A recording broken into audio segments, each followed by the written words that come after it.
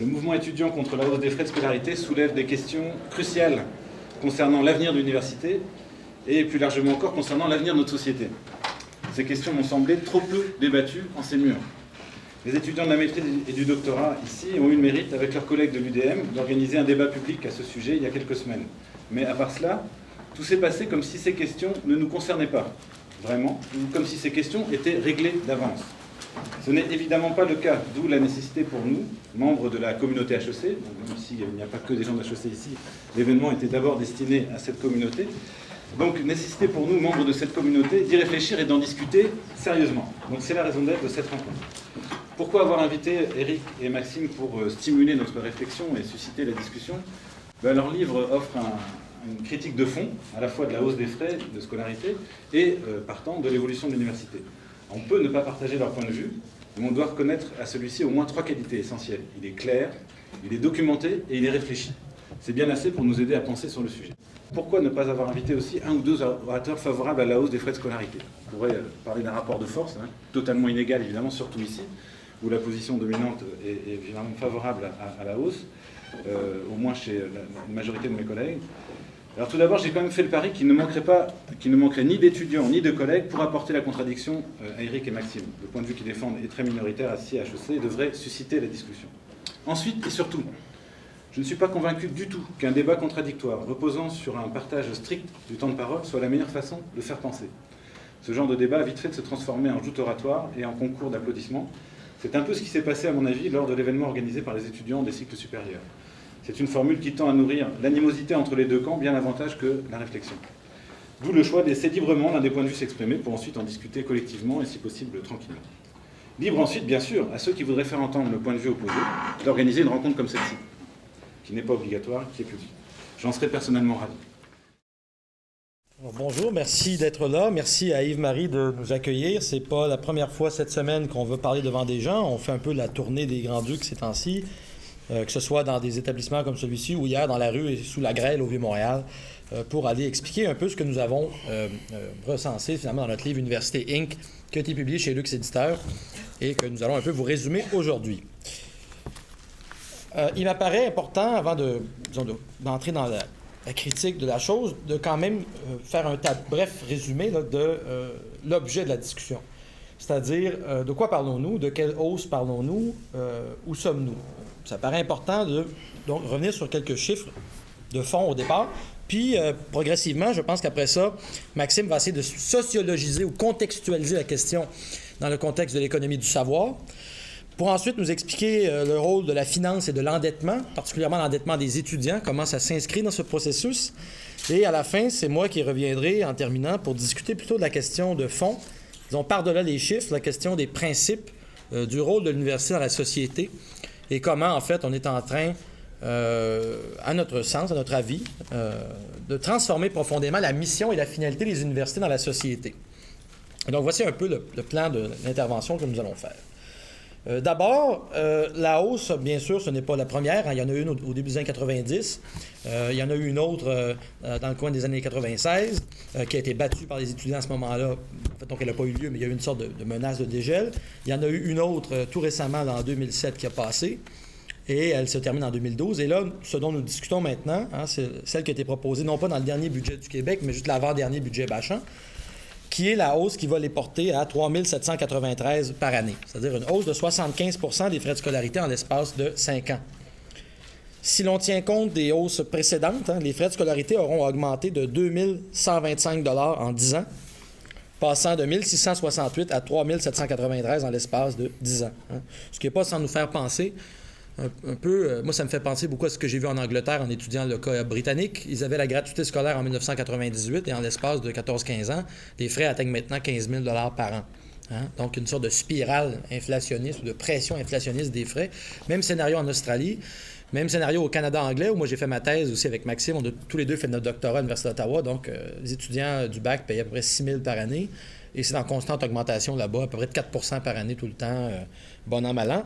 Donc, on voit qu'il y a une tendance, disons, dans certains modèles de financement là, qu'on pourrait, disons, pour des fins d'économie de temps, appeler les modèles anglo-saxons, là, contrairement au modèle scandinave, qui lui est plutôt, au modèle européen, qui est plutôt gratuit ou presque gratuit. Il y a une tendance au modèle anglo-saxon à instituer des frais de scolarité, quand il n'y en a pas, comme en Angleterre, il n'y en avait pas en 98, comme je disais tantôt, c'était gratuit. Soit on institue des frais de scolarité, puis par la suite, quand même assez rapidement, là, dans l'espace de 10-15 ans, de les augmenter à répétition. Donc, c'est un peu le scénario vers lequel on semble s'engager, parce que la CREPUC, la Conférence des recteurs, a fait pression, en fait, pour s'adapter au modèle canadien. C'est ce qu'ils disent. Ils veulent rejoindre la moyenne canadienne. Donc, ils ont demandé au gouvernement, et obtenu visiblement, parce que ce que le gouvernement propose, c'est à peu près ce que la CREPUC demandait dans ses rapports, plus ou moins, parce que la CREPUC allait encore un peu plus loin même que ce que le gouvernement a fait. Donc, il y a une sorte d'entente ou de consensus, apparemment, entre les directions d'établissements universitaires et l'État québécois, qui est finalement d'aller vers un modèle où la contribution des étudiants est beaucoup plus élevée qu'elle ne l'a été historiquement. Et en ça, on suit un peu, disons, la tendance du Commonwealth et des modèles anglo-saxons. Nous allons, donc, hausser les frais de scolarité, un montant de 265 millions de dollars qui proviendra de cette hausse, qui va se doubler aussi d'argent qui va être mis par l'État, qui va mettre en tout, c'est des nouvelles sommes en tout de 850 millions, incluant la hausse des frais de scolarité qui vont être mis dans l'université. Il est important de voir la ventilation de cet argent-là, savoir où ça va aller et à quoi ça va servir. On nous dit dans le budget que 50 à 60 du nouvel argent va servir à améliorer l'enseignement puis le service aux étudiants et étudiantes. Donc, c'est la moitié à peu près. On nous dit pas le chiffre exact. C'est 50 à 60. Alors, disons à peu près la moitié. Ça va servir pour l'enseignement puis les services pour les étudiants et étudiantes. Ensuite, vous avez 15 à 25 de l'argent qui va aller à la recherche. Bon, c'est important de dire que la recherche, il y en a plusieurs types. Il y a de la recherche, disons, fondamentale, il y a de la recherche théorique, il y a de la recherche appliquée, il y a aussi de la recherche, donc, plus commerciale. C'est plutôt celle-là qui intéresse le gouvernement, c'est-à-dire de la recherche qui sert à aider les entreprises en recherche et développement. Pour revenir là-dessus plus tard, si vous avez des questions, là, il y a toute une théorie derrière ça de pourquoi les universités devraient offrir leur secours aux entreprises qui ont de la difficulté à financer la recherche et le développement. L'important, c'est de dire, donc, quand même, il y a disons presque un quart, 15 à 25 de l'argent qui va aller en recherche. Et probablement pas de la recherche fondamentale, c'est ce que je veux dire. Ensuite, il y a un 10 à 20 qui va aller au positionnement concurrentiel des établissements universitaires sur les scènes canadiennes et internationales. Bon, qu'est-ce que ça veut dire, le positionnement concurrentiel? Ça ne prend pas la tête à Papineau pour comprendre que c'est du marketing. C'est-à-dire qu'effectivement, il y a une dynamique actuellement dans le monde entier où il y a une course aux clientèles, entre guillemets, qu'on appelait jadis des étudiants, mais aujourd'hui on appelle ça des clientèles, pour les attirer. Donc, les universités se font concurrence entre elles pour attirer plus de gens parce que souvent leur financement en dépend de plus en plus. Donc, il y a un intérêt d'aller chercher plus de clientèle. On le voit à l'échelle du monde entier, mais on le voit aussi plus localement au Québec quand, par exemple, notre Université d'Ottawa fait de la publicité au métro Berry pour attirer les gens. Ça c'est écrit « ça part d'ici ». Bon, l'idée, c'est partez de l'UQAM puis venez-vous-en à Ottawa. Vous comprenez l'idée? Puis c'est pas pour rien non plus que vous allez voir apparaître, je veux dire, l'Université de Sherbrooke à Longueuil, l'UQAR à Lévis, l'UQAC à Saint-Jérôme, on attend incessamment l'Université de Burkina Faso à Longueuil. Vous comprenez qu'on est dans cette dynamique où finalement, c'est pas finalement l'offre universitaire tant que l'idée de se voler la clientèle qui préside à la construction de ce qu'on appelle les campus champignons.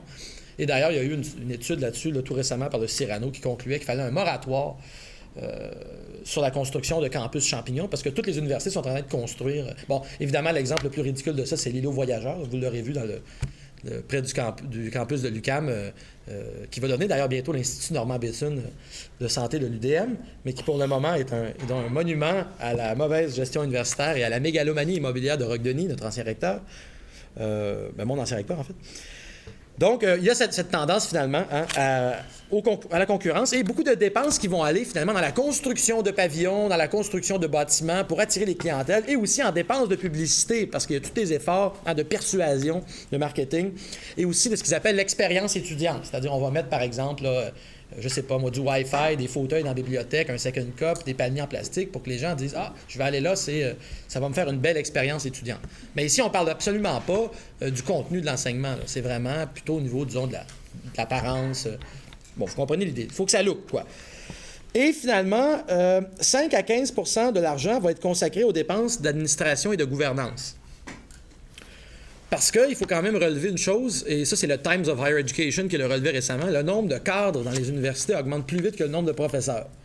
et le nombre de dépenses administratives aussi. C'est-à-dire qu'il y a de plus en plus de dépenses qui vont à l'administration. Sous prétexte de faire de la bonne gouvernance, en fait, on met de plus en plus de mécanismes d'évaluation, des performances, de mesures, de benchmarks, de tout ça, et ça coûte quand même beaucoup plus cher qu'avant. Il y a cette raison, puis il y a le fait, comme je disais tantôt, qu'il y a de plus en plus de recherche qui est tournée vers l'entreprise, par exemple les transferts de connaissances vers les entreprises, et ça demande la gestion de la propriété intellectuelle, donc il y a des dépenses en avocat, il y a tout ça. Bref, c'est une sorte de dépenses qui n'existaient pas auparavant et qui maintenant apparaissent, donc il y a de l'argent qui doit aller dans ça.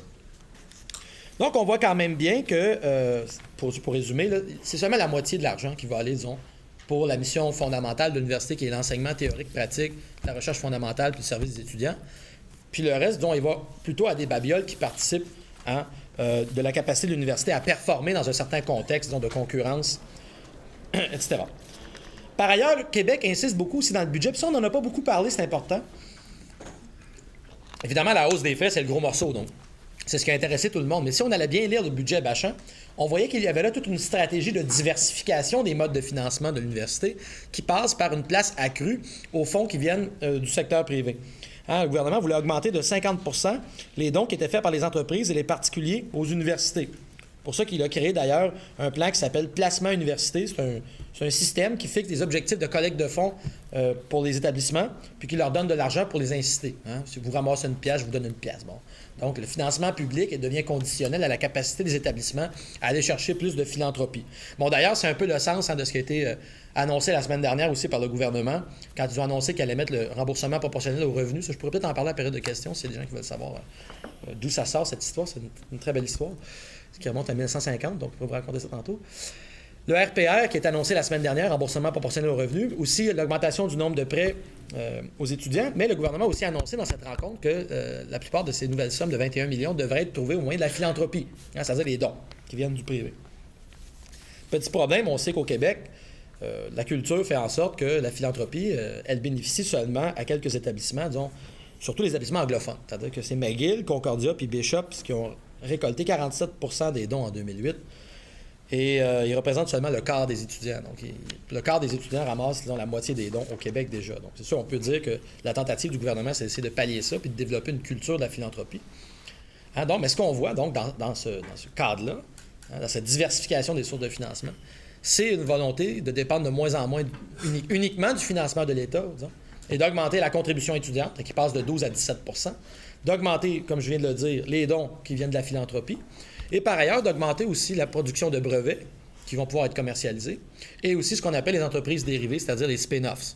Bon, vous savez ce que c'est un spin-off, c'est-à-dire c'est un prof, mettons Maxime puis moi, on invente une machine à crème glacée molle qui fait de la lumière, bon, puis là on vend ça à Dairy Queen, puis finalement on devient actionnaire de la compagnie Crème glacée Inc. Vous comprenez l'idée, c'est-à-dire que le prof devient actionnaire de l'invention qu'il a développée dans l'université, puis il participe à la mise en marché. Bel exemple de ça ce matin dans le Devoir. Votre collègue ici, Sylvain Sénécal, qui fait de la recherche de neuromarketing sur la publicité avec des électrodes et en même temps est actionnaire d'une compagnie qui fait plus ou moins ça dans le secteur du marché. Bon. Le gouvernement a créé aussi un fonds pour l'excellence et la performance universitaire, qui est un fonds qui va recevoir 160 millions de dollars, 40 millions pour encourager les dons et les legs qui proviennent des entreprises et des particuliers, 60 millions pour résorber le déficit cumulé des universités, 60 millions pour financer la recherche. Vous voyez que, c'est intéressant, là, mais il n'y a nulle part le mot enseignement dans cette histoire. Donc, pour résumer, en fait, dans cette première partie de mon intervention, ce dont nous parlons actuellement, c'est d'une hausse de 75 % qui va aller, disons, seulement la moitié à l'enseignement, puis pour le reste, il va surtout aller, en fait, d'abord à résorber des déficits antérieurs, mais aussi pour encourager l'université, en fait, à changer la façon dont elle se finance pour augmenter la part payée par les individus, mais aussi la part payée par la recherche commerciale, la philanthropie et les entreprises dérivées. Ça fait partie d'une stratégie donc, de transformation structurelle des modes de financement de l'université, pour ne pas dire de privatisation, en fait. D'augmentation de la part privée, corollaire d'une régression ou d'une réduction de la part publique du financement que l'on observe à peu près dans tous les pays de l'OCDE et qui est bien documenté. Dans les dernières années, la part des fonds privés dans l'université a augmenté plus vite à peu près partout que la part des fonds publics. Ça veut dire que le financement se privatise en proportion. Pas en chiffre absolu, c'est pas ce que je veux dire, mais en proportion, c'est ce qui arrive. Et ça, c'est partout. En Angleterre, c'est rendu, comme je vous le disais tantôt, là, les étudiants ils ont des dettes d'à peu près 84 000 $ en moyenne, ils ont prévu. Là. Puis ça veut dire qu'ils vont payer à peu près 50 % du coût de leur formation à l'issue de la hausse qui aura lieu au mois de septembre. Bon. Pourquoi est-ce que le gouvernement a procédé à la hausse des frais de scolarité? C'est quand même une autre chose importante sur laquelle il nous faut revenir. Avant d'entrer dans la critique que va faire Maxime, il faut quand même rappeler que la cause de tout ça, hein, on ne règle pas un problème s'il n'existe pas. Là. Je veux dire, c'est assez évident. Là. Personne ne va spontanément entrer dans le HEC, lancer son portefeuille par terre et dire « Prenez mon argent par plaisir ». Il y a personne qui... Les gens sont généreux, mais up to an extent, comme disent les Anglais. Je veux dire, à un moment donné, il fallait qu'on justifie cette mesure sociale-là, socialement. Il fallait que publiquement, le gouvernement explique pourquoi il s'engage quand même dans une hausse assez fulgurante. Là. Alors, où a été trouvée cette justification? Elle est venue de la CREPUC, la Conférence des recteurs. Ils ont fait une étude. Ils avaient déjà fait une étude, je pense, en 2003, où ils chiffraient le sous-financement universitaire à 350 millions. À ce moment-là, tout le monde a repris ce chiffre-là en cœur. Moi-même, mea culpa, là, j'ai pas très bien regardé. Puis, dans le temps, je disais, il manque 350 millions. Puis bon, tout le monde parlait de ça, les étudiants, les profs, les recteurs, tout le monde s'entendait sur le chiffre.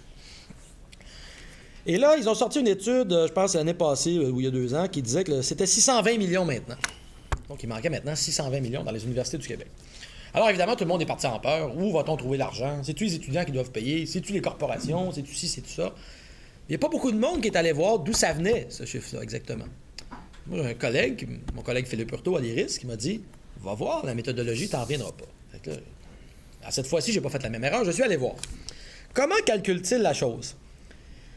Normalement, on se dirait, bon, mais ils sont allés voir dans les universités qu'est-ce qui manquait. Il manque 2 chaises ici, 3-4 tables là, 5 livres à HEC, 2 profs à l'UQAC. Bon, on additionne tout ça, bouf, il nous manque 600 millions. C'est ce qu'on penserait que quelqu'un, normalement, disons, mentalement sensé ferait. Mais non, c'est pas ça qu'ils ont fait. Ils ont regardé, en fait, les budgets qu'avaient les universités ontariennes et canadiennes, le nôtre, ils ont fait une soustraction, puis ils ont dit, il y a un manque à gagner. Fait eux, ils n'ont plus, donc nous aussi, on pourrait en avoir plus. C'est vrai, si mon voisin a une grosse voiture, moi j'en ai une petite, je pourrais en avoir une grosse, c'est tout à fait vrai. Mais est-ce que j'ai besoin de ça? Ça, c'est pas la question qu'ils ont posée. Ils n'ont pas posé la question de est-ce qu'on a besoin de ça. Ils ont posé la question de dire, on nous dit qu'il faut qu'on soit concurrentiel. Première affirmation qui n'est jamais remise en question. Il faut être concurrentiel. Alors ça a l'air qu'il faut qu'on fasse ce que les autres font. Donc, personne ne m'a jamais expliqué en quoi faire exactement la même chose que ce que les autres font et être concurrentiel. Je pensais qu'être concurrentiel, c'était se démarquer, moi. Mais bon, ça, c'est une autre histoire. Disons qu'on accepte l'idée. Okay, on fait être concurrentiel, bon, ça veut dire qu'il faut aller chercher le même argent que les autres. Parfait. Je dis, on accepte l'idée. Pour les fins de la démonstration, bien sûr que je ne l'accepte pas. Je trouve ça idiot, mais disons qu'on accepte là, pour le fun. OK, on pogne le calcul qu'ils font. Bon, les universités ontariennes ont plus d'argent. Tu regardes les calculs, tu soustrais, pouf, il nous manque 620 millions pour être à la hauteur d'eux autres. Comment est-ce qu'ils ont eu cet argent-là? Ils ont monté les frais de scolarité en malade. Donc, résultat, nous aussi, il faut qu'on fasse la même chose. Parce qu'on sait que si on va cogner à la porte de l'État, il ne nous donnera pas l'argent anyways. Parce que l'État est dans une stratégie de réduction des dépenses publiques depuis des années. Il a diminué les impôts de 10 milliards, surtout pour les plus riches, puis il a coupé la taxe sur le capital des compagnies de 2,4 milliards. Alors, l'État est rendu que... il s'est lui-même affamé. Alors, si tu vas cogner à la porte pour avoir de l'argent, il va dire non. Parce que sa stratégie, c'est de se restreindre. Bon, il y a toutes sortes de raisons derrière ça qu'on pourrait expliquer plus tard, mais l'important, c'est que les universités savent très bien que si elles vont cogner à la porte de l'État, ils ne vont pas juste se faire donner plein d'argent. Donc, l'avenue la plus facile, c'est de casser les étudiants puis de monter les frais de scolarité. Bon. Petit problème, par exemple, dans la méthodologie utilisée, c'est que, vous savez que les universités, elles ont... moi, dans mon pantalon, j'ai 2 poches, mais les universités en ont 5. C'est-à-dire qu'elles ont des fonds séparés qui ne communiquent pas. Il y a le fonds de fonctionnement, il y a le fonds de recherche, il y a le fonds de dotation, bref. Et ce qui est intéressant, en fait, c'est que depuis des années au Québec, les budgets de fonctionnement sont en diminution. En fait, ils se font aspirer leur argent, notamment par les immobilisations. Ça a été calculé, ça, par la Fédération des profs de l'Université du Québec, par M. Michel Umbriaco. Donc, les budgets d'immobilisation sont de plus... C'est-à-dire les buildings, sont de plus en plus payés à même les fonds de fonctionnement. Donc, ça suce de l'argent, si vous voulez, dans le fonds qui servirait l'enveloppe, qui servirait à payer le fonctionnement général. Par contre, les fonds de recherche, eux, ça va relativement bien. Bon, les fonds de dotation, c'est pas le cas parce que c'était tout placé en bourse. Puis quand la crise économique a pété en 2008, on sait ce qui est arrivé. Les universités ont perdu de l'argent. Mais les fonds de recherche, ça va plutôt bien. Ils sont en constante augmentation. Ils ont doublé en l'espace de 10 ans, dépassant le cap du 1,2 milliard. C'est quand même pas rien pour un budget universitaire qui est normalement de 2,4 milliards, mais 1,2 milliard à côté en fonds de recherche dont on ne parle pas. Et ce qui est intéressant, en fait, c'est que dans le calcul du sous-financement, ils ne tiennent pas compte des fonds de recherche. En fait, ils tiennent compte uniquement des fonds de fonctionnement. Alors, évidemment, les fonds de fonctionnement, comme je vous dis tantôt, ont été vampirisés par les dépenses d'immobilisation, puis aussi parce que les gouvernements n'investissent pas là-dedans et préfèrent investir en recherche. Résultat, vous avez quantité d'argent qui rentre dans l'université, mais qui ne peut pas être utilisé pour payer les dépenses générales. C'est de l'argent qu'on appelle avec restriction. Hein? Les fonds de recherche, quand ils rentrent, tu ne peux pas t'en servir pour faire n'importe quoi. Il y a des finalités, disons, prédéterminées a priori, où tu dois dédier cet argent. Alors, le problème, c'est que quand on regarde, disons, le volume total des ressources, disons qu'on aurait fait la vraie comparaison en tenant compte de tous les fonds et pas seulement des fonds de fonctionnement, on se rend compte que le gouvernement du Québec dépense plus en proportion du PIB que celui de l'Ontario, puis même de la moyenne canadienne, en proportion du PIB. Si on combine, en fait, si on regarde la dépense totale dans les universités, au Québec, on dépense 29 242 par étudiant par tête de pipe. En Ontario, c'est 26 383, puis la moyenne canadienne, c'est 28 735. Si vous regardez l'ensemble des pays de l'OCDE, il y a seulement les États-Unis et la Corée du Sud qui sont en avant du Québec au poste de la dépense globale par étudiant. Quand vous regardez la recherche subventionnée par étudiant, on dépense 7 878 au Québec comparativement à 6 225 dans le reste du Canada. Donc, ça veut dire que déjà, on dépense plus par étudiant que tout le reste du Canada. Là, c'est orwellien, là, parce que on nous dit qu'on doit se conformer à eux parce qu'on manque de ressources, mais dans les faits, c'est nous qui avons l'avantage. Alors, le sous-financement, il tombe de lui-même. C'est pas un sous-financement. Nous, on a préféré utiliser l'expression, en fait, qui avait été... que moi, j'ai entendu de la bouche de Cécile Sabourin dans le temps qu'elle était présidente de la Fédération des profs d'université. Elle disait que c'est pas un sous-financement, c'est un mal-financement. C'est-à-dire que de l'argent, il y en a. Alors, plutôt que de demander plus d'argent, il faudrait voir ce que les universités font avec l'argent qu'elles ont déjà. Autrement dit, d'abord, il y a du gaspillage. L'îlot voyageur est un exemple de ça. C'est pas du gaspillage qui vient juste du caprice de gens comme Roque-Denis. On sait très bien qu'il y a des facteurs, disons, sociologiques et économiques qui poussent les universités à faire ces choses-là. Mais il faut quand même mettre ça dans l'équation. Donc, il y a quand même de l'argent qui est gaspillé. Il y a des salaires pour payer des profs vedettes, on en parlait tantôt. Bon, il y a toutes sortes de... Bref, il y a toutes sortes de mauvaise gestion universitaire, mais qui ne vient pas du ciel. La mauvaise gestion universitaire, elle vient du fait que les universités sont souvent contraintes de faire ce qu'elles font par les demandes qui lui sont adressées, par exemple, en termes de recherche commerciale et tout ça, ça coûte énormément d'argent.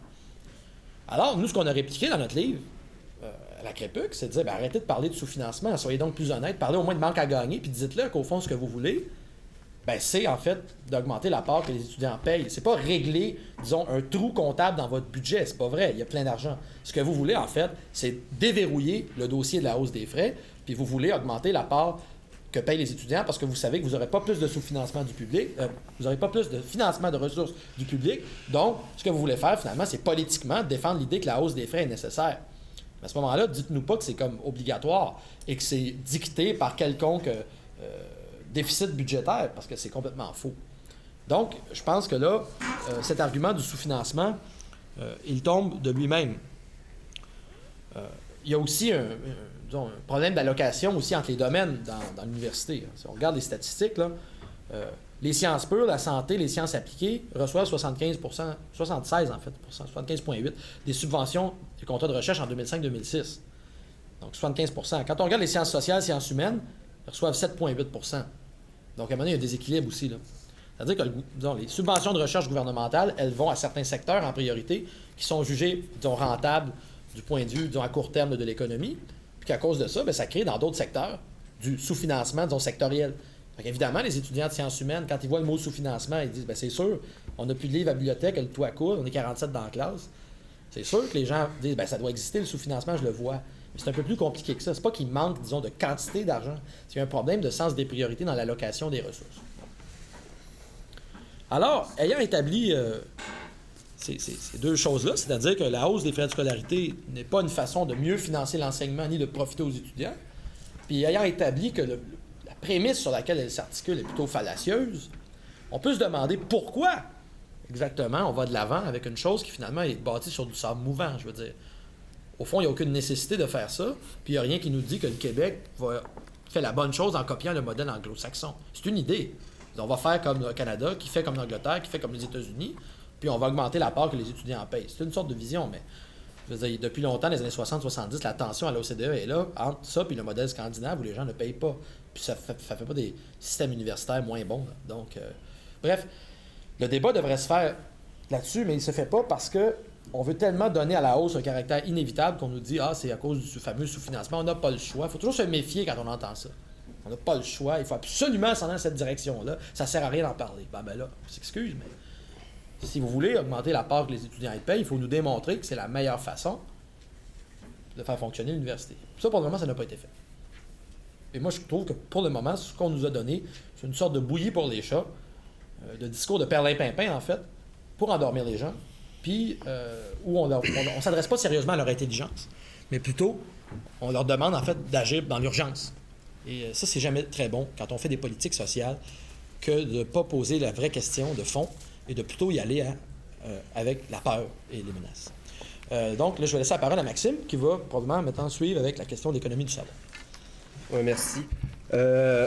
En fait, Éric a fait un peu la présentation phénoménale donc, actuelle. Qu'est-ce qui se passe dans le débat plus en surface, on pourrait dire, de la question de la hausse des droits de scolarité.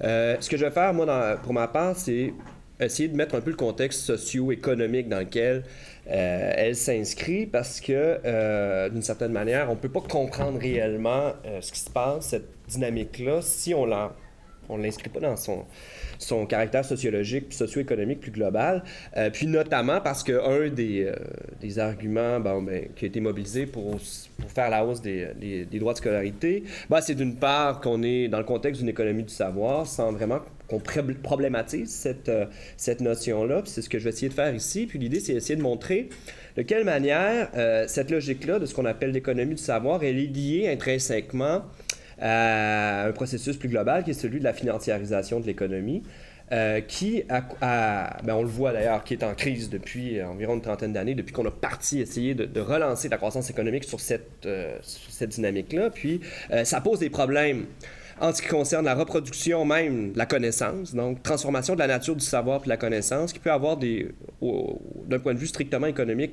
peut être problématique. Puis comment est-ce que la hausse va avoir des effets aussi sur les étudiants dans la mesure où on veut les intégrer dans cette dynamique économique-là. Donc, lorsqu'on parle d'économie du savoir, en fait, ce qu'il faut comprendre, c'est qu'on parle d'une certaine forme d'économie, puis qui est essentiellement une économie financiarisée, qui est propice à de nombreuses crises. Donc, c'est un peu ça ce que je vais mettre en contexte ici, puis montrer justement, parce qu'Éric parlait de mal-financement, comment est-ce que cette dynamique-là, justement, du mal-financement ou du sous-financement des universités s'inscrit aussi dans cette transformation qu'on a voulu donner à la finalité même des universités. Puis je pense qu'en conclusion, Éric va peut-être revenir un peu pour expliquer, c'est quoi l'université en fait, c'est quoi son principe fondamental qu'on essaie ici profondément de corrompre. Donc, pour l'idée d'économie du savoir, ça surgit un peu comme un buzzword, on pourrait dire, dans les années 70, au moment où il y a une crise structurelle du capitalisme qui affecte la plupart des pays développés, mais principalement les États-Unis. Puis la stratégie de relance économique aux États-Unis, c'est quoi? C'est modelé sur deux formes institutionnelles, pour parler en économiste institutionnaliste. C'est-à-dire deux formes qui vont rentrer en convergence pour essayer de reproduire un mode de régulation de l'économie qui serait vertueux. On dit la crise économique des années 70, c'est la crise du Fordisme. C'est la crise d'un modèle industriel duquel on essaie de sortir parce que ce modèle-là n'est plus profitable. Donc, quelles sont ces deux formes institutionnelles qu'on veut essayer de rendre convergentes? C'est d'une part la privatisation du savoir, c'est-à-dire la marchandisation du savoir, qui doit rentrer de manière corollaire avec la financiarisation de l'économie, c'est-à-dire le développement des marchés financiers. C'est essentiellement ce qui se passe aux États-Unis, puis c'est ce modèle-là qu'on essaie de calquer dans la plupart des pays anglo-saxons, le Canada, mais l'Europe, disons, est un peu en retard, mais qui va avoir un effet important sur les universités. C'est un peu ce que je vais essayer d'expliquer. C'est problématique parce que cet arrimage entre, si on veut, la finance et le savoir, fait en sorte qu'elle fonctionne sous deux temporalités complètement différentes. Le savoir, ça se développe sur le long terme. La finance, elle fonctionne à court terme. Ça a essentiellement de nombreux problèmes dans la dynamique de reproduction du savoir. Mais autre problème, puis qui est plus fondamental, c'est la notion même d'économie du savoir. Puis si on pense en termes économiques, le savoir, c'est pas une marchandise au sens traditionnel du terme. En fait, rien n'est naturellement une marchandise en soi. C'est-à-dire que pour qu'il y ait échange marchand, il faut quand même qu'on enlève la substance d'une chose. Il faut qu'on mette un étalon de mesure. Donc, pour échanger mon téléphone à poche que j'ai ici contre une bouteille d'eau, c'est quoi la norme? Qu'est-ce qui est équivalent? Ça a du poids, ça, c'est un liquide, ça marche pas. Donc, il faut... c'est Aristote qui explique ça, qui est probablement un des premières personnes qui réfléchit sur l'échange économique. Comment est-ce qu'on fait pour que deux choses incommensurables soient commensurables? Il faut vider la substance de la chose, puis trouver un étalon de mesure. Pour le savoir, c'est encore plus problématique parce que le savoir ne fonctionne pas a priori selon le principe de l'économie. Puis pour échanger une marchandise qui serait le savoir, il faut le vider de sa substance. Sa substance, c'est quoi? C'est la signification. Alors, la signification d'une connaissance doit être vidée pour en faire une marchandise qui va être par la suite échangée. Ça, c'est, disons, d'un point de vue ontologique, on peut dire que c'est le problème de l'économie du savoir, mais il va plus loin que ça. Hein? Parce que d'un point de vue strictement économique, le savoir, ben, essentiellement, c'est considéré par les économistes comme un bien, hein, on pourrait dire, non rival et non exclusif. Hein? C'est-à-dire, c'est tout à fait ce qui est différent d'une marchandise, on va dire tangible, hein, qu'on dit que c'est un bien rival exclusif, c'est-à-dire que si j'utilise mon téléphone à poche ici, la personne à côté de moi ne peut pas l'utiliser. Hein? Tu peux pas. À la différence, un savoir, une connaissance, n'importe lequel, hein, savoir l'alphabet, savoir les tables de multiplication, hein, c'est un bien, effectivement, que si j'utilise, ça n'empêche pas son utilisation par une autre personne. Hein. Donc, hein, il y a une contradiction ici dans l'idée d'économie du savoir, pour la simple et bonne raison que son mode de fonctionnement, il est inverse de celui de l'économie. Son principe, c'est plus on le distribue, plus on enrichit le savoir. Hein. La connaissance, elle s'accumule par sa diffusion, sa plus large diffusion possible. Okay? Donc, on pourrait dire le savoir possède en soi une valeur d'usage, mais aucune valeur d'échange. Hein. Donc, pour créer une valeur d'échange au savoir, il faut faut raréfier artificiellement la connaissance. Puis c'est ce que fait en grande partie le brevet, les droits de propriété intellectuelle. C'est sur cette notion-là, en grande partie, qu'on va essayer de redynamiser l'économie en crise à partir des années 70. Hein, c'est-à-dire s'approprier de manière privément le savoir. Hein, mais le problème derrière ça, si vous comprenez un peu la logique, c'est que si on s'approprie le savoir privément, on nuit aux conditions de sa propre production. Hein. Puis ça, c'est un économiste qui avait expliqué ça au début du 20e siècle, Thorstein Veblen, qui avait expliqué que l'économie, hein, qui est dominée par des corporations, à partir du début du 20e siècle, elle fonctionne sous une dynamique de sabotage. Hein, c'est-à-dire que comment est-ce qu'on fait du profit? C'est en empêchant les autres personnes d'entrer dans le marché, notamment sous la forme de brevets, de marques de commerce. Donc, empêcher les autres d'entrer dans le marché en s'appropriant privément un savoir. Hein. Puis ça, on pourrait dire que c'est une dynamique, une transformation de la nature de la connaissance qui apparaît, aux États-Unis principalement, dans la mesure où on va chercher à transformer le régime de production de la connaissance qu'on retrouvait jusqu'aux années 70 environ, qui était fondé sur le principe de l'open science. Hein, ce qui se faisait essentiellement dans une université. Hein. Open science, ça veut dire science ouverte. Hein, c'est fondé sur ce que le sociologue, on pourrait dire sociologue des sciences, Robert Merton, appelait, à partir du principe d'open science, fondé sur une série de principes, c'est-à-dire, premièrement, gestion de la connaissance comme bien commun. Deuxième principe, l'universalisme. Troisième principe, le désintéressement. Ensuite, l'intégrité morale et le scepticisme organisé. Hein? C'est ce modèle-là qu'on va casser, à partir principalement des années 80 aux États-Unis, en mettant en place une loi qui s'est appelée le Bayh-Dole Act, du nom des deux sénateurs qui avaient fait voter la loi. C'est-à-dire, on va permettre à de la recherche financée publiquement, c'est-à-dire qui est faite dans les universités, d'être appropriée privément, donc d'être commercialisée. Hein? Ça va être le modèle américain de relance économique. Hein? D'un point de vue économique, ce qu'on se rend compte, c'est que ça nuit en grande partie à l'innovation. Hein? Ce qui est supposé favoriser l'innovation est en train de nuire à l'innovation. L'OCDE disait dans un rapport, il n'y a pas si longtemps, je pense que c'est l'année dernière, je cite, « La qualité des dépôts de brevets s'est dégradée de façon spectaculaire depuis 2 décennies, depuis qu'on a mis en place le modèle, on pourrait dire, de la science privée. Hein? » Ils disent « L'empressement à protéger les améliorations, même mineures, de produits ou de services engorge les bureaux de brevets, d'où un allongement des délais de mise en marché des véritables innovations et une réduction des possibilités d'invention exceptionnelles. » C'est-à-dire que le mode de production privé du savoir est en train de nuire à la production du savoir en soi. Donc, on pourrait dire que c'est la première contradiction de l'économie du savoir, du fait qu'on considère le savoir comme une marchandise alors qu'il a tous les attributs d'un bien public. Deuxième contradiction, puis cela est encore plus problématique parce qu'elle va avoir un effet direct, je vais expliquer pourquoi, sur la finalité que vont prendre les universités, c'est-à-dire son arrimage direct sur l'économie. Cette contradiction-là s'exprime ainsi: le savoir n'est valorisable économiquement, principalement au moyen de la spéculation boursière. Pourquoi? Puis ça, il faut faire encore un peu une économie institutionnaliste, une sociologie économique, parce qu'il faut comprendre que si on produit des brevets, donc ça nécessite de la recherche, c'est un investissement extrêmement risqué. Okay? Puis les banques ne veulent pas financer ça, c'est trop risqué. Donc, il faut aller à la bourse, parce que la bourse est jugée plus apte à comprendre ou à évaluer des actifs qu'on appelle immatériels. Puis ça, il faut faire encore un petit retour, puis faire de l'histoire de l'économie pour comprendre qu'il y a une innovation comptable qui apparaît à partir fin du 19e, début du 20e siècle, qui est, peut-être que certains d'entre vous connaissent, l'idée d'actifs immatériels et de goodwill. Le goodwill, c'est essentiellement la capacité de mesurer la valeur d'un actif de manière subjective. C'est, finalement, on pourrait dire, qu'est-ce que pourrait valoir une chose dans le futur? Essentiellement, c'est ce qu'on appelle un actif intangible, qui est différent d'un actif tangible, c'est-à-dire les machines qu'une entreprise peut posséder. Donc, comment est-ce qu'on fait pour accumuler à partir des actifs intangibles? Essentiellement, comme je disais tout à l'heure, la logique qu'avait expliqué Thorstein Veblen, au moyen de stratégies d'accès monopolistiques au marché. Il faut détruire le marché. Comment?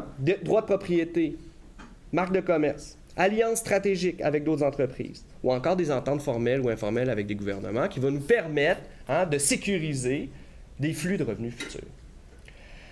Ce qui fait en sorte, notamment, qu'on connaît la dynamique de l'économie du savoir, ça a été quoi? Le crash des technos, mais qu'il y a énormément d'entreprises dont la principale source d'enrichissement, c'est la marque de commerce. Nike est l'exemple typique, parce que Nike ne produit pas de chaussures, en grande partie, elle le sous-traite, puis elle gère, sa marque de commerce. Donc, l'actif, la valeur de l'actif de Nike, c'est 90% des actifs intangibles, à peu près. Donc, financement bancaire classique ne veut pas faire ça, c'est trop risqué. Donc, c'est la bourse qui va se mettre un peu à pallier cette incapacité de financement des firmes donc, qui décident de développer une nouvelle stratégie d'accumulation sur l'idée des actifs intangibles.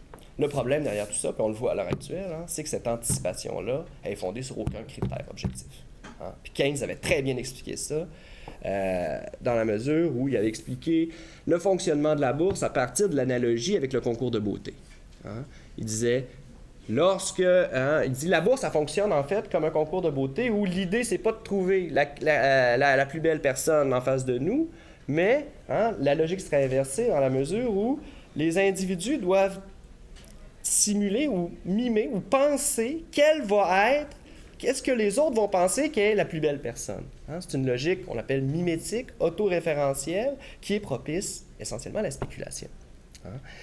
Qui mène nécessairement à des crises. L'exemple le plus révélateur, ça a été le crash des technos en 2000, qui était essentiellement fondé sur cette logique mimétique autoréférentielle. Plutôt que, dans le fond, plutôt que regarder la plus belle personne, on se regarde pour penser qui va être la plus belle. Donc, c'est essentiellement problématique de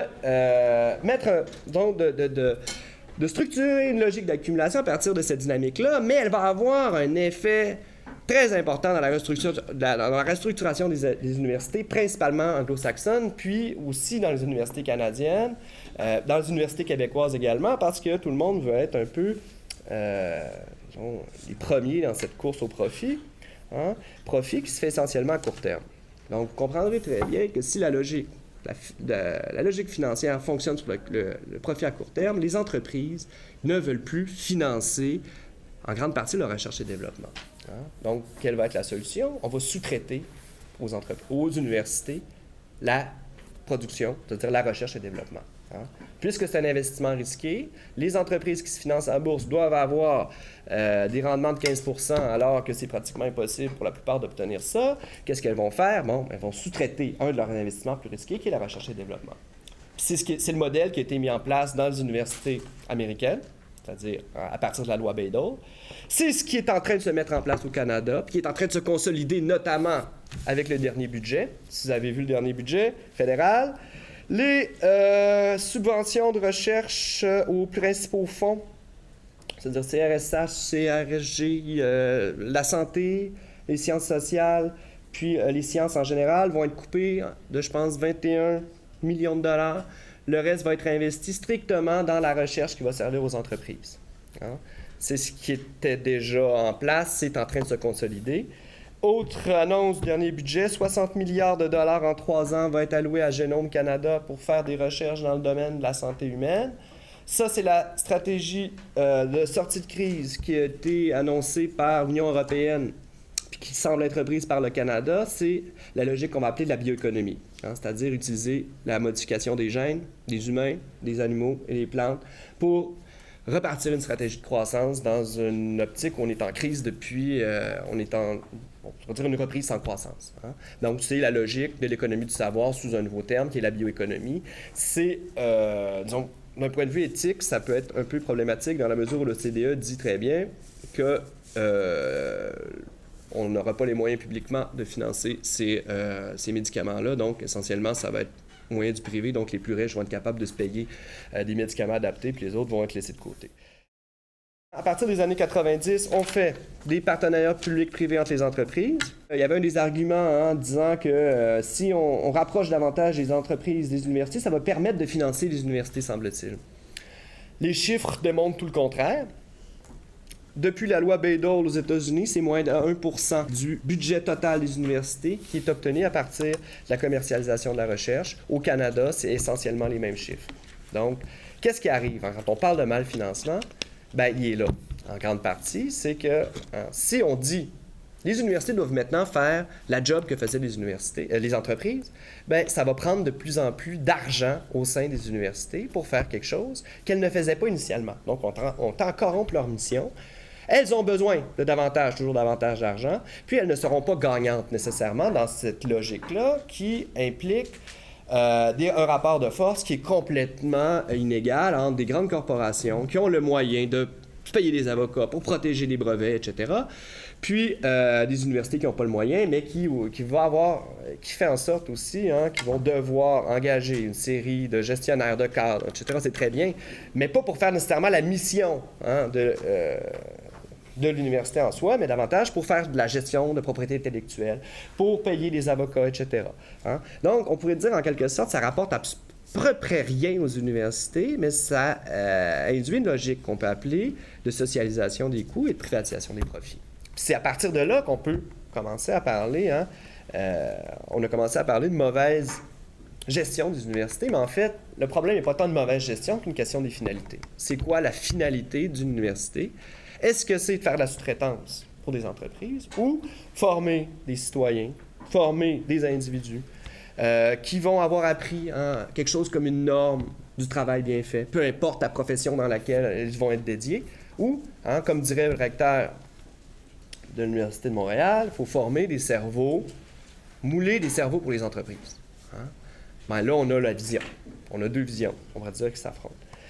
Pour faire ça, ben, essentiellement, il faut aller voir ce que dit l'OCDE, il faut transformer, en quelque sorte, le mode de gestion des universités. On appelait ça la gouvernance. C'est-à-dire qu'il faut casser le mode traditionnel de gouvernance des universités qui était fondé sur la collégialité, c'est-à-dire c'était les départements qui faisaient de l'autogestion. On casse ce modèle-là, on renvoie en haut les principales décisions, c'est-à-dire on crée une armée de gestionnaires qui vont décider des finalités de l'éducation plutôt que ce soit les départements. Puis on va mettre sur les conseils d'administration des gens externes, de l'externe, c'est-à-dire essentiellement des gens du secteur privé. Puis l'OCDE le dit, ça devrait permettre d'améliorer la gestion interne de l'université, l'efficience interne, c'est ce qu'on dit. En fait, on casse un modèle collégial, puis on importe un modèle qui est celui des entreprises financiarisées. C'est-à-dire c'est le modèle de la gouvernance actionnariale qui est mis en place au sein des universités. Le problème derrière ça, c'est qu'on a deux institutions. On a une institution qui fonctionne selon une finalité qui est tout autre que celle de l'efficience économique, c'est-à-dire l'université, dont sa norme de fonctionnement n'est pas nécessairement calquée sur les mêmes critères que l'entreprise privée, mais là, on essaie de le calquer. Puis, ça génère effectivement des problèmes. Ce pas des problèmes de gestion, c'est des problèmes de finalité. Essentiellement, ce qui fait en sorte que, on transforme le rôle des recteurs. Beaucoup de gens déchirent leur chemise parce que les recteurs gagnent de 600 000 à 1 million, semble-t-il, hein, avec les frais, les droits de dépenses à McGill. Hein. Ben, c'est tout à fait normal. Dans la mesure où on dit qu'une université s'est rendue comme une entreprise privée, tout à fait normal qu'un recteur se pense comme un PDG d'une grande entreprise. Hein? Christian Laval dit ça dans un de ses bouquins, un sociologue français qui a écrit beaucoup sur l'université, un livre qui s'appelle « L'école n'est pas des entreprises ». Il dit hein, « Les présidents d'université, dont le rôle s'apparente à celui d'un voyageur de commerce, sont jugés avant tout en fonction de leur capacité de lever des fonds. Hein? » Donc, le rôle du recteur, c'est plus de défendre l'intégrité de l'institution, c'est celui de devenir un voyageur de commerce. Hein? Puis peut-être qu'Éric va parler de ça plus tard, fait que je peux empiéter sur ce qu'il allait dire, mais le recteur, initialement, hein, c'était fondé sur la formule latine « primus inter pares », qui veut dire « premier parmi les égaux ».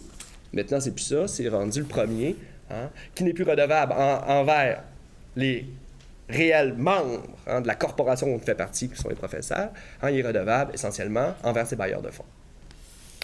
Donc ça, c'est pour, on pourrait dire, les transformations plus institutionnelles qu'on peut expliquer. Hein. Bon, mais pourquoi il y a mal-financement ou sous-financement? On pourrait dire davantage mal-financement. Je vais aller rapidement parce que je pense qu'on a moins de temps. Mais sur la logique, comment est-ce qu'on intègre les étudiants à cette dynamique de financiarisation de l'économie, essentiellement via l'endettement. Hein.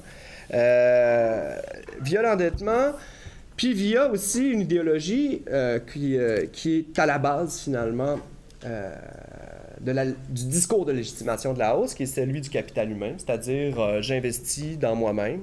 Donc, on transforme la nature de la connaissance. Hein, la connaissance n'est plus un bien commun, un bien public, disons, une connaissance ou le résultat du patrimoine scientifique, historique, culturel de l'humanité, c'est devenu, hein, essentiellement selon cette logique-là, une marchandise privée qu'on peut s'approprier. Hein. C'est la logique du capital humain, celle que probablement vous connaissez, qui a été développée par Gary Becker, qui semble vouloir expliquer à peu près l'ensemble des comportements humains à partir d'un calcul coût-bénéfice. Hein, ce qui fait en sorte qu'on peut dire que l'amour, c'est un marché, l'éducation est un marché, parce que, dans le fond, on applique une même logique à l'ensemble des sphères de la société. Ben, ça, c'est du totalitarisme. Hein. La logique totalitaire, c'est une logique à laquelle on ne peut pas sortir parce que l'ensemble des facettes de la vie humaine devrait être régulé par cette logique-là. Puis c'est pas pour rien, hein, on le dit en boutade un peu dans le bouquin, mais le premier qui a utilisé le terme « capital humain », c'est pas nécessairement les économistes comme Gary Becker ou Schultz, etc., c'est Joseph Staline. Dans un discours qu'il a donné aux métallurgistes en 1935, il a dit « L'homme est le capital le plus précieux ». Donc, on voit qu'il y a une analogie, on peut dire. C'est un peu une perversion hein, de la notion du savoir. Fondée sur l'idée, hein, finalement, qu'il n'y a pas de société, il n'y a que des individus. Hein, une dys-société, comme disait l'économiste Jacques Généreux, dans un bouquin intéressant. Hein, donc, les individus rentrent dans une lutte de tous contre tous. On s'approprie hein, privément ce qui appartient du domaine public. Puis, on peut essayer de s'en sortir dans cette espèce de lutte des places. Hein. On est passé de la lutte des classes à la lutte des places. Le problème derrière tout ça, hein, on pourrait dire, les gens vont accepter de s'endetter, finalement, pour pouvoir réussir à maintenir leur place. Et effectivement, hein, donc le débat sur l'accessibilité, il peut être perverti dans la mesure où, effectivement, si tu veux maintenir ta place dans ta position sociale, tu n'as pas le choix, il faut que tu t'endettes. Hein. Le problème derrière ça, c'est que l'endettement, c'est la dynamique, hein, la logique sur laquelle repose également l'économie financiarisée. Hein.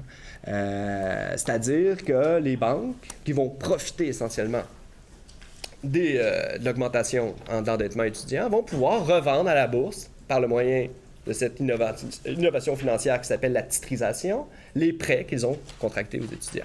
Hein. Ce qui fait en sorte qu'aux États-Unis, après la crise des subprimes, on est en train de parler, à l'heure actuelle, la prochaine bulle spéculative va être la Student Debt Bubble. Aux États-Unis, la totalité de l'endettement étudiant est rendue à 1 trillion de dollars. Hein? Plus gros que la dette des cartes de crédit. Effectivement, plus gros que la dette des cartes de crédit. 1 trillion. Hein? Donc, il n'est pas impossible que la prochaine crise économique soit fondée aux États-Unis sur l'endettement qui provient de l'éducation. Puis, c'est un peu dangereux économiquement hein, de dire aux étudiants, vous allez vous endetter davantage parce que vous allez gagner plus tard plus d'argent plus tard, dans un contexte où au Canada, hein, Mark Carney l'a encore dit ce matin, le taux d'endettement est à 150 des ménages canadiens. C'est plus haut que les États-Unis lorsque les États-Unis sont rentrés dans la crise des subprimes. Dans la crise des subprimes, je pense que les Américains étaient à un taux d'endettement de 147 ou 148 %. Au Québec, hein, on a quelque chose comme une spécificité culturelle, on est moins endetté. Ben, pour une des bonnes raisons, probablement aussi, qui est due au fait que nos frais de scolarité sont moins élevés. On est à 132 %. Ceci dit, les dernières statistiques de Statistique Canada disaient qu'on était une des provinces dont le taux d'endettement augmentait le plus rapidement.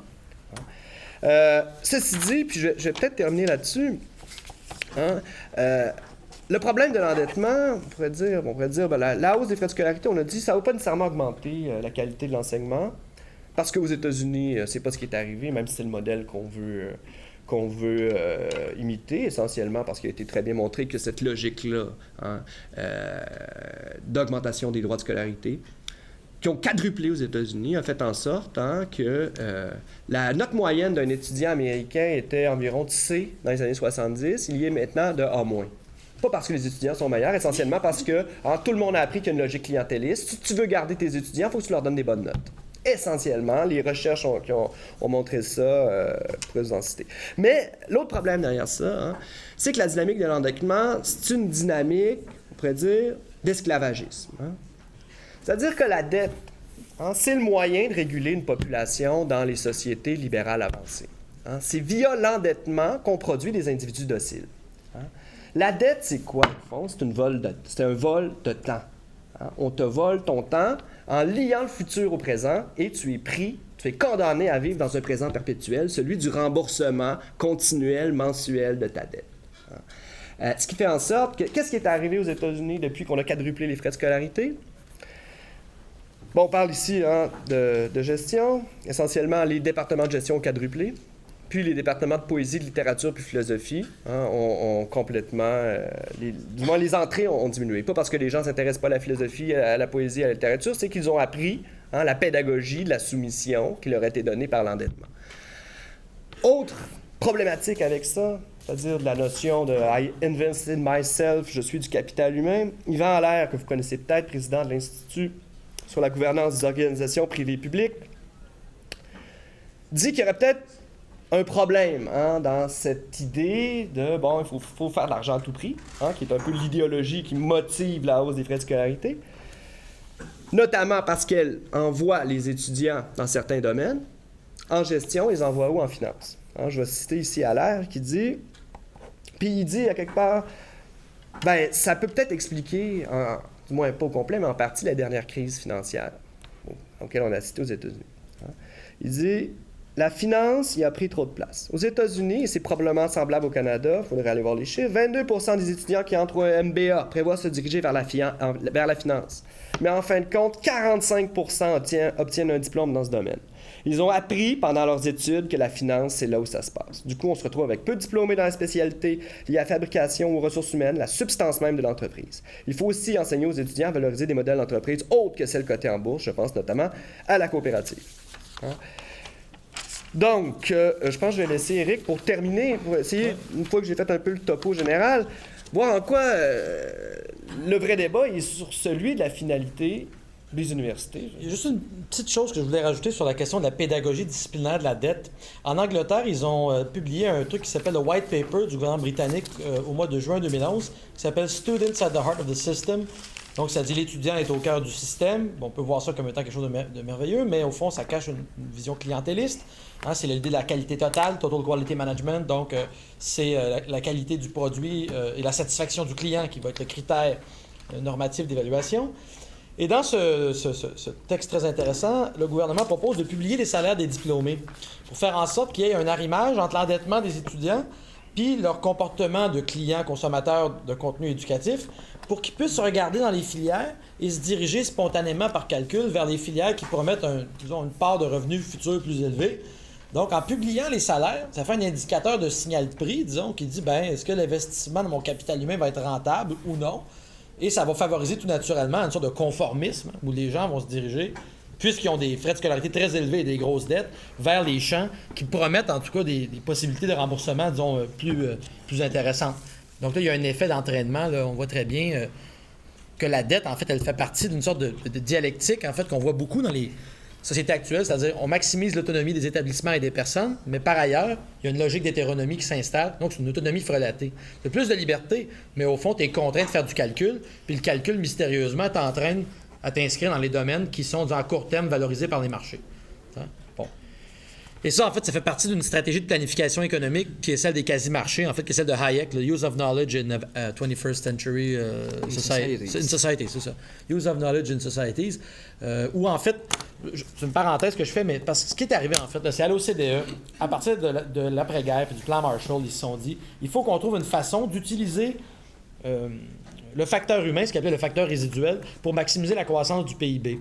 Pour ce qui est des machines, on les a taylorisées au maximum. On sait à peu près comment ça marche, c'est quoi l'amortissement, bon machin. On utilise le capital fixe de manière très rationnelle. Par contre, la formation des étudiants, on n'a pas encore, disons, réussi à tayloriser ça suffisamment pour s'assurer que ça ait des outputs positifs sur l'économie. Donc, ce qu'on va faire, c'est de la planification centralisée. On t'a dit que Staline, c'était tout à fait la même idée à l'époque aussi. Les sociétés de masse décident de faire de la planification économique, puis de dire, on va essayer d'anticiper les besoins des marchés, puis d'adapter la formation, particulièrement en personnel technoscientifique, parce que c'était le Sputnik Shock. Donc, on avait peur que l'URSS nous plante. Bon. Donc, on va essayer de gager, comme on dit en bon français, combien on va avoir besoin de personnel technoscientifique dans les prochaines années. Le problème, c'est que c'est très difficile pour une autorité centrale d'avoir l'information suffisante pour faire la dite planification.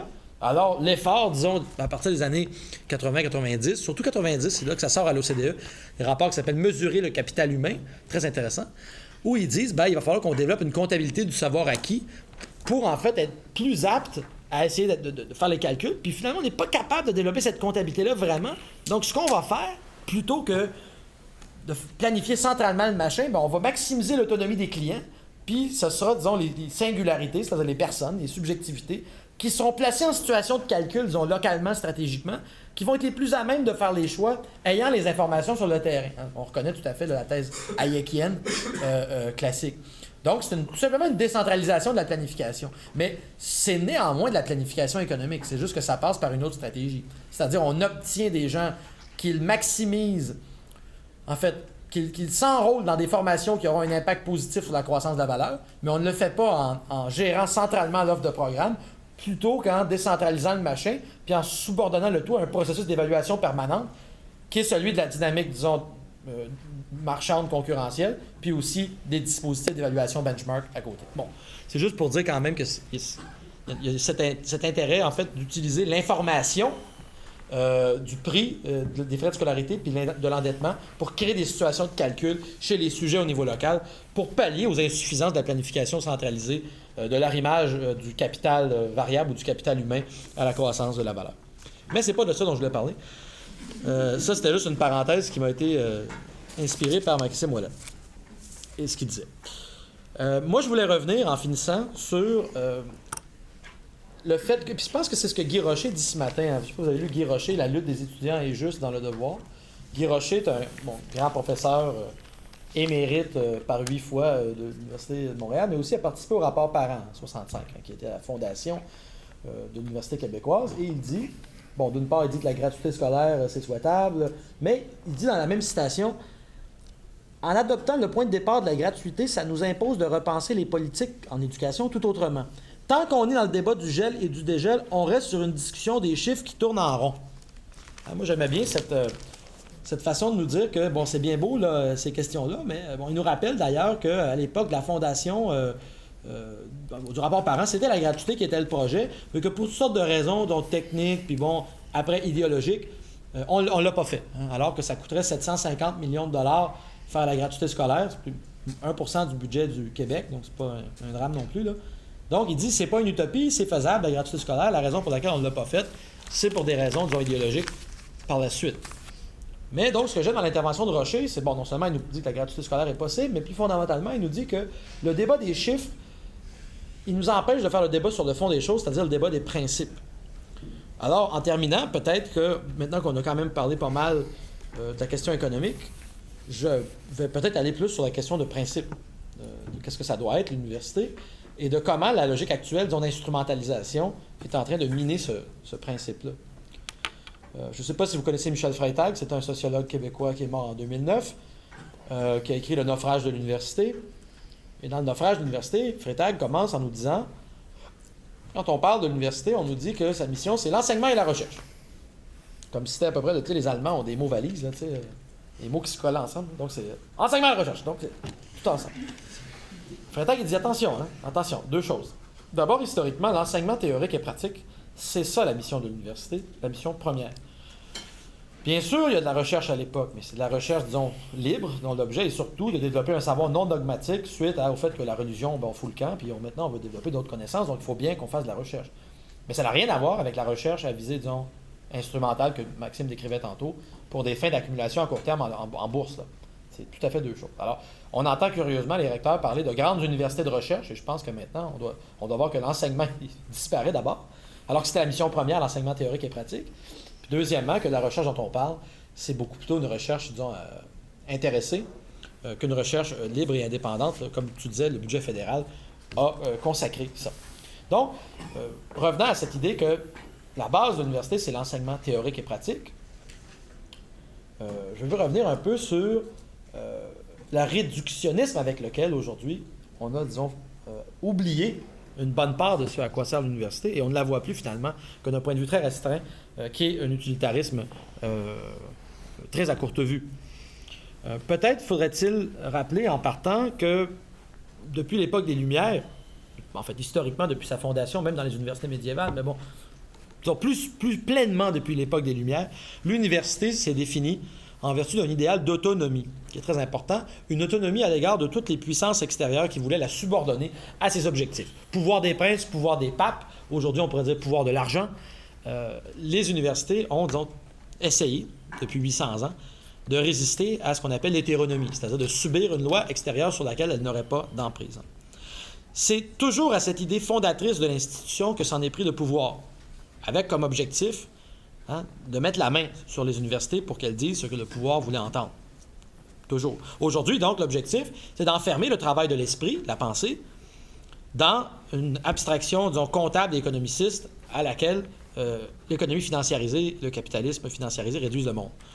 Donc, nous appelons l'université à se subordonner à des objectifs de rendement à court terme, et donc elle perd son indépendance, elle perd cette autonomie, cette indépendance fondatrice. C'est pas seulement l'université qui perd dans ça, et les universitaires, c'est toute la société, en fait, qui perd un lieu formidable d'autonomie, puis la capacité, en fait, d'interroger ce qu'on est en train de faire comme société, en se mettant à distance de ça, en se posant la question du sens de ce que l'on fait.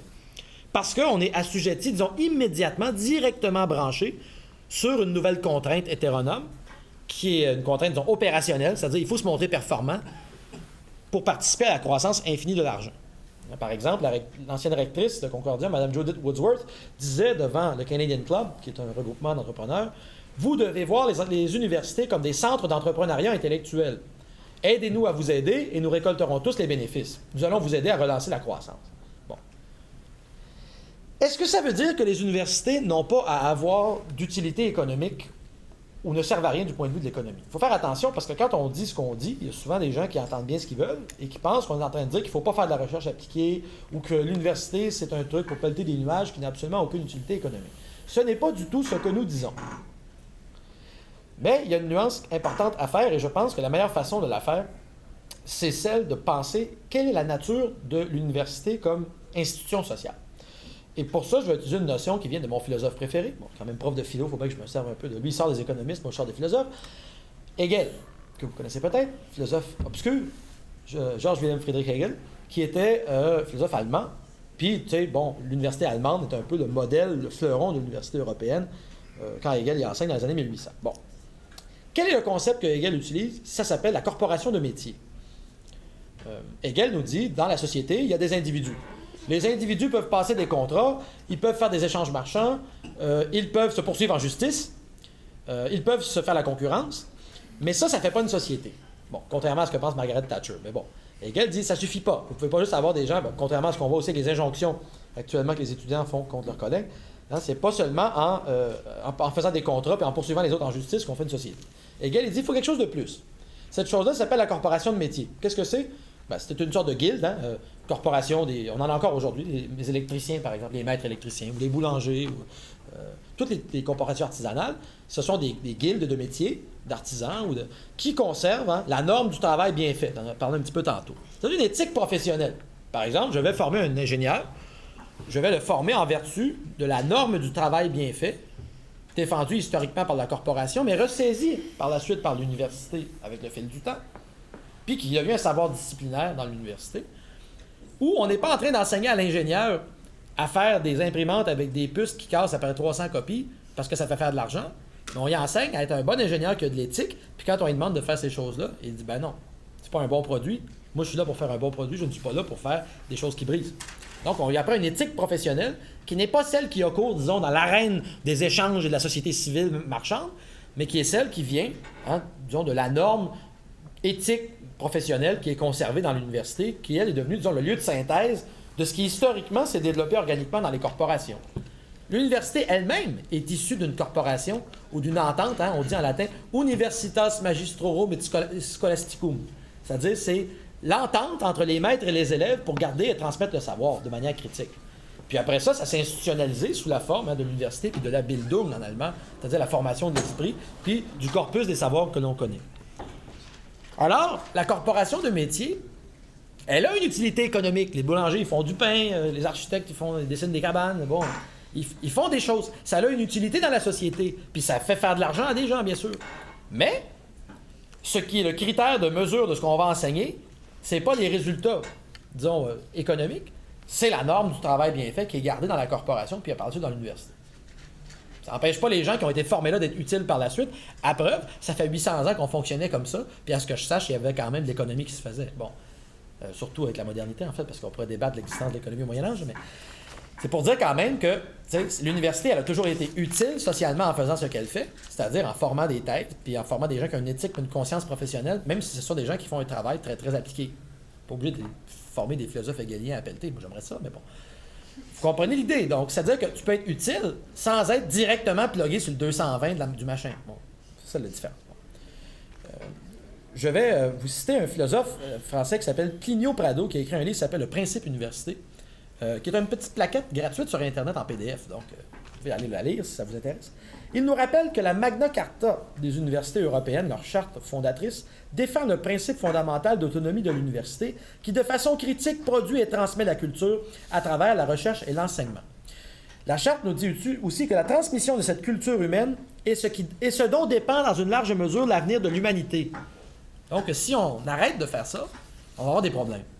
Parce qu'on va former des gens qui, effectivement, vont être utiles à court terme, qui va d'ailleurs falloir recycler à tous les 2 semaines. C'est ça l'apparition du lifelong learning puis de la formation continue aujourd'hui. C'est pas étranger au fait qu'on doit recycler les gens parce qu'on les forme plus à l'autonomie. Donc, il faut les recycler sans cesse pour les adapter. Mais plus largement, qu'on va se priver de la capacité de transmettre la norme du travail bien fait dans quelque profession que ce soit. Et au contraire, on va se faire dicter la norme de l'apprentissage par, disons, circonstanciellement ce qui se passe dans la firme ou sur le marché. C'est le tail wags the dog. Hein? Bon. C'est la queue qui agite le chien. Guy Breton, il dit il faut ouvrir les portes de l'entreprise pour que les gens de l'entreprise viennent dans l'université pour nous dire quoi faire. Alors, vous voyez, on est dans le monde à l'envers. Normalement, c'est l'université qui serait censée transmettre la norme, mais là, maintenant, la norme, elle va venir d'en bas, ce qui veut dire qu'à court terme, ça peut peut-être être intéressant, là, mais à moyen long terme, ça va miner l'intégrité même de l'université. J'aimerais vous rappeler qu'en 1810, un monsieur qui s'appelait Wilhelm von Humboldt a écrit un petit texte inachevé qui s'appelait « Sur l'organisation interne et externe des établissements scientifiques supérieurs à Berlin ». Monsieur Humboldt, qui est un peu le modèle de référence de ce que doit être l'université européenne, là, nous rappelle que l'acte d'apprendre n'est pas un acte individuel, mais un acte commun. Contrairement à ce que nous disent les Beauchamp, les Bachand et tous ces gens dans le champ, c'est... L'acte d'apprendre, c'est un acte commun. Pourquoi? Parce que les étudiants compensent les faiblesses les uns des autres, d'une part, ils s'entraident en posant des questions, puis d'autre part, parce que chacun d'entre nous est un petit morceau de la compréhension universelle, puis personne ne peut y arriver tout seul. Alors, on incarne partiellement l'universel, mais pour qu'il y ait universel, il faut se rassembler. C'est ça l'universitas. C'est l'entente entre les maîtres et les élèves. Puis si chacun part dans son coin avec son machin, ça ne fonctionne plus. Hein? Il nous dit aussi qu'il faut faire très attention, déjà à l'époque, hein, ça fait longtemps, là, en 1810. Il condamne les gouvernements qui sont en train de miner l'indépendance et l'autonomie universitaire en exigeant des institutions qu'elles se mêlent immédiatement de la vie pratique, technique ou scientifique. Que l'université se mette les deux mains dedans, autrement dit. Je le cite. Sitôt qu'on cesse de rechercher vraiment la science, ou qu'on s'imagine qu'il n'est nul besoin de la tirer des profondeurs de l'esprit, mais qu'elle peut prendre la forme d'une accumulation purement extensive, tout est irrémédiablement perdu et pour toujours. Or, l'État ne s'intéresse pas plus que l'humanité au savoir et au discours, mais bien au caractère et à l'action.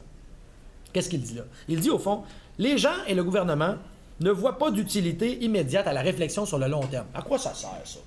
L'État, lui, il veut que ça serve. Hein? Donc, il dit, ça les mène à se fourvoyer. C'est le mot qu'il utilise. L'État demande aux universités des choses, je cite, qui se rapportent immédiatement à lui et à ses intérêts. Or, il devrait plutôt, citation, nourrir la conviction que les universités satisfont aussi ses propres objectifs quand elles atteignent leur but, et ce, d'un point de vue bien supérieur. Il est en train de nous dire que l'université, elle est utile si on lui laisse le temps. Puis que ça se mesure pas tout de suite. Ça prend du temps des fois. Puis on n'est pas sûr de l'effet exact, mais qu'il y en a une utilité qui, disons, apparaît indirectement dans le fait d'avoir formé les esprits. Alors, c'est facile de voir le parallèle avec ce qui se fait aujourd'hui. Quand on demande à l'Université de Montréal puis à l'UQAM de se mettre les deux mains dans le plan Nord puis de former des ingénieurs miniers, on peut dire Humboldt est un peu loin. Hein? Là, le temps nous manque, fait qu'on va arrêter, mais on va prendre des questions. Merci.